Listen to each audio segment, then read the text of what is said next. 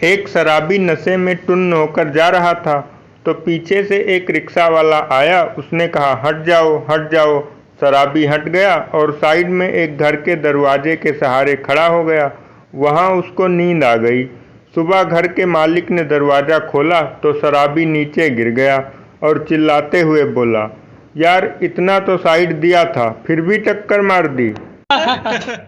वैसे तो हम ज़्यादा पीते नहीं, थोड़ी सी ज़्यादा हो भी जाए तो हमें नशा होता नहीं, और नशा हो भी जाए तो हम नाले में गिरते नहीं।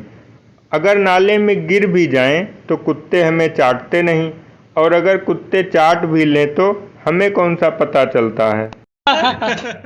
एक वकील को यह देखकर हैरत हुई कि अंदर के कमरे में बैल कोल्हू खींच रहा है और तेली बाहर बैठा चिलम पी रहा है।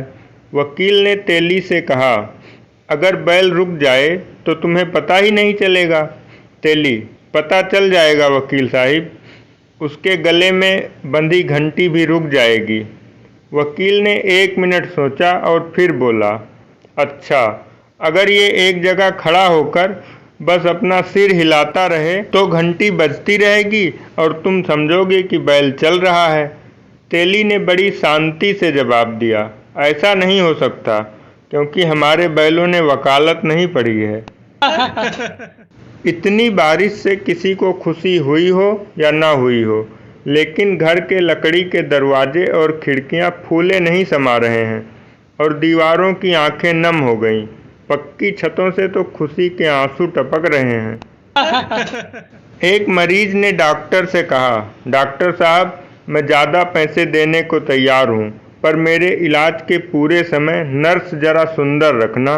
डॉक्टर, अंकल, इस उम्र में आप ऐसी बात कर रहे हैं। मरीज, डॉक्टर, आप गलत समझ रहे हैं, मेरे 2 बेटे हैं, नर्स सुंदर होगी तो दोनों कमीने सुबह शाम 2 बार मेरा हाल पूछने जरूर आएंगे। आज बीबी की बनाई पनीर की सब्जी में पनीर ढूंढने से भी नहीं मिल रहा था। हिम्मत करके पूछा तो बोली, चुपचाप खा लो, सब्जी का नाम ही खोया पनीर है। एक वृद्ध सज्जन ने एक कंपनी के दफ्तर में जाकर मैनेजर से कहा, आपके दफ्तर में मेरा लड़का काम करता है, क्या मैं उससे मिल सकता हूँ? मैनेजर ने गौर से देखा और कहा, खेद है कि आप देर से आए, आपका अंतिम संस्कार करने के लिए छुट्टी लेकर अभी अभी गया है। 2 वकील अदालत में बहस के दौरान व्यक्तिगत कटाक्षों पर उतर आए। एक ने कहा, तुमसे बड़ा गधा मैंने आज तक नहीं देखा। दूसरे ने पलट कर कहा, मैंने भी आज तक तुमसे बड़ा गधा नहीं देखा। इस पर जज ने मेज पर हथौड़ा मारते हुए कहा, ऑर्डर ऑर्डर। आप दोनों शायद भूल रहे हैं कि मैं भी यहाँ पर बैठा हुआ हूँ। पाकिस्तान की एक महिला पत्रकार ने जब अटल जी से कहा, आप मुंह दिखाई में कश्मीर दें तो मैं आपसे शादी कर लूँगी। अटल जी ने कहा, ठीक है, लेकिन मुझे दहेज में पूरा पाकिस्तान चाहिए। उनका ये जवाब सुनकर पत्रकार चुप हो गई।